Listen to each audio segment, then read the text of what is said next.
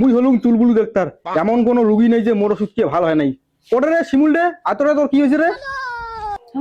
কাকা আসলো বাবা, ডাক্তারটা তো সেই সুন্দর, বিয়ে করছে কি নাই করে কাজ জানে। আরে শিমুলদের বউটা তো সেই সুন্দর দিক, মুই এলাম বিয়ে করি পালুম না রে। বৌদি দাঁড়ে কেন আছেন, তা শিমুলদের দেখান।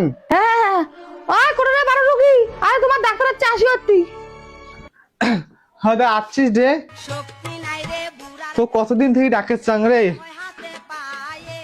আরে এই ঝোঝলা চ্যাংড়াটা এত সুন্দর চেংড়ি বিয়ে করছে, পায় কি না পায় যে। ডাক্তার দা কি চিকিৎসা করবেন করো? আরে বসতে ওগত বস, শুনো ওগত তোর কি কি সমস্যা। ডাক্তার ক কেন ভালো করিয়া কি সমস্যা সরম কেন ফির করেন? ডাক্তার দা এগুলো কথা তো মানে আর কি খোলামিলে করা যায়, এটা শোনো চুপচুপ করে কম ব্যাপার না। আরে শিমুল কখনে সমস্যাগুলো না করলে বুঝিন কেন করে, এটা ফির কাজ আছে, তোর বউ আছে আর মুই আছো। ডাক্তার দা শোননি কি কম?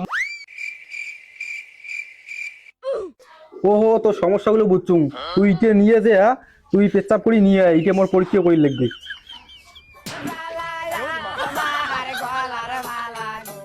ডাক্তার দা এই যে করলুম দেয়া পরীক্ষা করে ওইটা তাহলে মোর পরীক্ষা করি লিখবি রে। কর।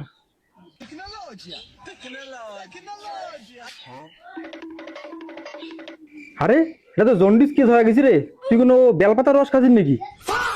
হ্যাঁ হ্যাঁ খোঁজুন তো কেন তাই? হ্যাঁ বৌদি, তোমার যে কাণ্ড করছেন, যেখানে আবার ঠিক ছিল ওখানেও খারাপ হয়ে গেছে। বৌদি মোর দোকানে যদি সব ওষুধও খান তাও এটা ঠিক হবি না, এটা শেষ। তোমারও যে বেলপাতার রস খাইছেন, যেখানে এবার ঠিক হইলে ওখানেও আর ঠিক হবি না, আর ইয়ের উপায় নাই ঠিক হওয়ার। তো মুই সিঙ্গেল আসুন না, মুই গেলুম। তো বৌদি ওরা এমন ছাড়া এমন আর হইবি না। ডাক্তার বাবু দাঁড়ান, মুও যান। আরে তুই বের করে যাচ্ছিস টুপলা টুপলি নিয়ে। তোর টিভির কাজ থাকে, ডাক্তাররা তো কয়া গেল তো জীবনে ঠিক না হবো, তো ডাক্তার সাথে গেলুম। না ভালোই হলে পেশেন্টের চিকিৎসা করে আসি, পেশেন্টের বউকে নিয়ে যাওয়া লাগছে। হায় রে বেলে রস, তুই করলুম হো সর্বনাশ।